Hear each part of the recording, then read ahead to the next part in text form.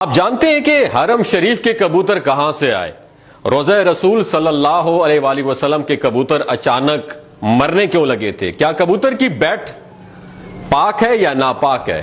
کبوتر کا گوشت کھانا جائز ہے یا ناجائز؟ اگر کوئی شخص خواب میں کبوتر دیکھے تو اس کی تعبیر کیا ہوگی؟ ہماری آج کی ویڈیو کا موضوع یہی ہوگا اور آج ہم آپ کو کبوتر کے حوالے سے انتہائی حیرت انگیز انفارمیشن آپ کے ساتھ شیئر کریں گے۔ دوستو، کبوتر ایک ایسا خوبصورت اور دلکش پرندہ ہے جو ہر کسی کو اچھا لگتا ہے، اور یہی وجہ ہے کہ یہ پرندہ اکثر گھروں میں پالا جاتا ہے اور گھروں کے علاوہ اکثر مزاروں پر بھی موجود رہتا ہے۔ تفسیر روح البیان میں لکھا ہے کہ جب اللہ کے پیغمبر حضرت نوح علیہ السلام کی کشتی جودی پہاڑ پر ٹھہری تو اللہ کے پیغمبر نے پرندوں میں سے کوے کو آرڈر پاس کیا کہ جاؤ اور زمین کا جائزہ لے کر آؤ کہ زمین پر کتنا پانی باقی ہے، یعنی پانی خشک ہوا ہے یا نہیں ہوا۔ تو کوا وہاں سے اڑ گیا اور اسے کوئی مردار مل گیا اور کوا اس مردار کو کھانے میں مشغول ہو گیا اور واپس پلٹ کر نہ آیا۔ اسے اللہ کے پیغمبر کا جو آرڈر تھا، حکم ہے، وہ بھول گیا تھا۔ اس کے بعد حضرت نوح علیہ السلام نے کبوتر کو زمین کا جائزہ لینے کے لیے بھیجا۔ کبوتر زیتون کے درخت کا ایک پتا لے کر حاضر ہوا تو حضرت نوح علیہ السلام سمجھ گئے کہ پانی ابھی بالکل خشک نہیں ہوا۔ اس کے بعد حضرت نوح علیہ السلام نے کچھ دنوں کے بعد کبوتر کو دوبارہ بھیجا۔ جب کبوتر دوبارہ حضرت نوح علیہ السلام کے پاس واپس آیا تو اس کے پاؤں میں کیچڑ لگا ہوا تھا، جس سے اللہ کے پیغمبر سمجھ گئے کہ پانی آلموسٹ زمین میں جذب ہو چکا ہے، پانی زمین جذب کر گئی ہے، مگر کیچڑ ابھی باقی ہے۔ حضرت نوح علیہ السلام کبوتر کی اس ذہانت سے بہت خوش ہوئے اور کبوتر کو امن و سلامتی کی دعا دی۔ یہ دعا اسی کی برکت، دعا کی برکت ہے کہ لوگ آج بھی کبوتر کو اچھا سمجھتے ہیں۔ یہی وجہ ہے کہ کبوتر انسانی آبادی سے مانوس ہے اور کوے کو خوف کی بد دعا دی۔ یہی وجہ ہے کہ کوا انسانی آبادی سے ہراساں رہتا ہے، اس وجہ سے لوگ آج تک اسے منحوس سمجھتے ہیں۔ ناظرین، فقہا کے نزدیک گھروں میں شوقیہ پرندے رکھنا یا کبوتر پالنا جائز ہے، شرط یہ ہے کہ ان کی غذا اور سردی گرمی اور بارش سے حفاظت کا انتظام کیا جائے، اور جب اہل خانہ کہیں گھر سے باہر جائیں تو ان کی غذا اور دیکھ بھال کا مناسب انتظام کر کے جائیں، مگر پرندوں کو ستانے کے حوالے سے ممانعت ہے۔ جیسا کہ ابو داؤد میں ہے کہ حضرت عبداللہ ابن مسعود رضی اللہ تعالی عنہ کی روایت کردہ ایک حدیث میں کبوتر کا ذکر موجود ہے کہ ایک کبوتر اللہ کے پیغمبر امام الانبیاء جناب محمد مصطفیٰ صلی اللہ علیہ وآلہ وسلم کے سر انور پر منڈلا رہا تھا اور اپنی زبان سے کمپلین کر رہا، شکایت کر رہا تھا کہ کسی نے اس کے گھونسلے سے انڈے اٹھا لیے ہیں۔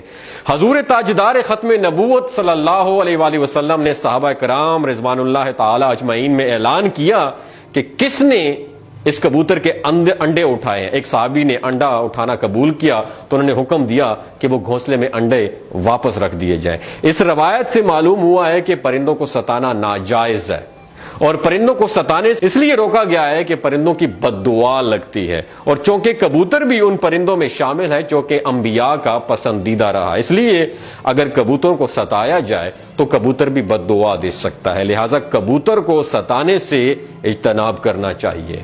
ناظرین، مکہ مکرمہ تو آپ گئے ہوں گے، اگر نہیں گئے تو اللہ تعالیٰ سے دعا ہے اللہ پاک آپ کو عمرہ کی سعادت نصیب فرمائے۔ مکہ مکرمہ میں مسجد حرام کے اطراف بہت سے ثواب کی امید سے کبوتروں کی ایک بڑی تعداد کو گندم ڈالتے ہوئے لوگ نظر آتے ہیں۔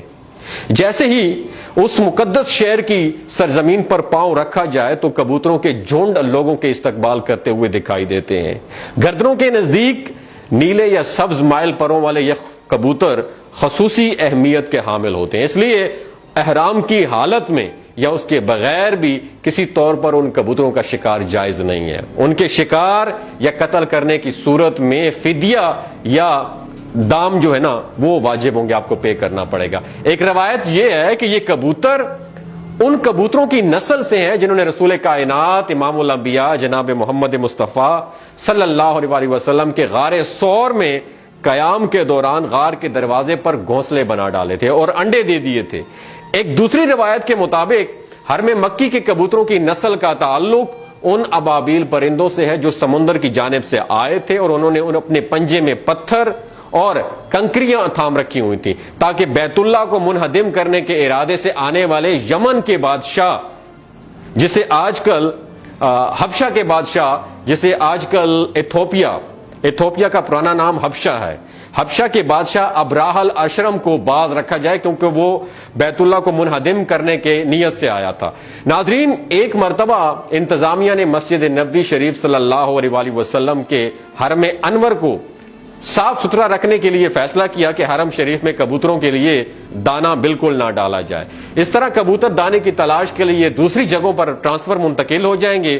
اس حکم پر جو ہے نا عمل کیا گیا اور کئی دنوں تک دانہ ڈالا نہیں گیا، مگر کبوتروں کی گنبد خضرا سے محبت کا یہ عالم تھا کہ بھوک سے مر رہے تھے کبوتر، مگر آستانہ محبوب صلی اللہ علیہ وآلہ وسلم چھوڑنے کے لیے تیار نہیں تھے۔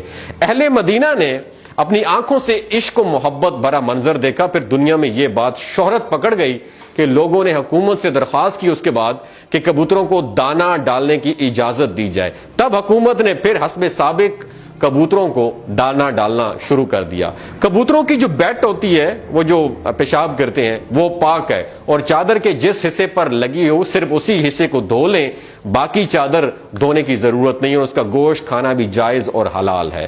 خواب میں اگر کبوتر کی تعبیر کی بات کی جائے تو خواب میں کبوتر کی تعبیر امین، صادق، سچے دوست اور باوفا محبوب سے دی جاتی ہے۔ بسا اوقات خواب میں کبوتر کا نظر آنا ایسی بابرکت اور حسین و جمیل عورت کی طرف اشارہ ہوتا ہے جو کہ اپنے شوہر کے علاوہ کسی اور کی خواہش مند نہ ہو۔ اگر خواب میں کبوتر کسی مریض کے سر پر بیٹھا ہوا دکھائی دے تو اس کی تعبیر مریض کی موت سے بھی دی جاتی ہے۔ اگر کسی نے خواب میں دیکھا کہ وہ کبوتروں کو دانہ ڈال رہا ہے اور کبوتر کو اپنی طرف بلا رہا ہے تو تعبیر یہ ہوگی وہ شخص قوم کی قیادت کرے گا۔ لیکن ایک بات یاد رکھیے گا، یہ فیک قسم کی کبوتر نہیں جو نیچے سے اڑائے جائیں اور ایک لیڈر کے ہاتھ پہ بیٹھ جائیں اور یہ تاثر دینے کی کوشش کی جائے کہ یہ آٹومیٹکلی خواب والی تعبیر ہے۔ نہیں جی، یہ فیک ہے، ڈونگ ہے، ڈرامہ ہے۔ بس اگر کوئی آدمی خواب میں کبوتر اور کوے کو ایک جمع کر لے، یعنی ان کو ایک جگہ دیکھے، کوے اور کبوتر کو، تو تعبیر یہ ہوگی کہ وہ قوم کی قیادت کرے گا، کیونکہ ہر وہ چیز جو خواب میں اسے اپنے غیر جنس کے ساتھ جمع ہو اس کی تعبیر قیادت سے ہوتی ہے، خصوصاً کووں کے سلسلے میں کہ کووں کا شمار فاسقین میں ہوتا ہے۔ خواب میں کبوتر کی آواز کلام باطل کی علامت ہے۔ یہ تمام انفارمیشن جو آپ کے ساتھ شیئر کی، ان تمام انفارمیشن میں کوئی ایک چیز جو آپ کو اچھی لگی ہو نیچے کمنٹ سیکشن میں ضرور بتائیے گا کہ کووں کے بارے میں کیا احکامات ہیں اور کبوتروں کے بارے میں کیا احکامات ہیں۔ اپنا اور اپنے ساتھ جڑے رشتوں کا خیال رکھیے گا۔ اللہ حافظ۔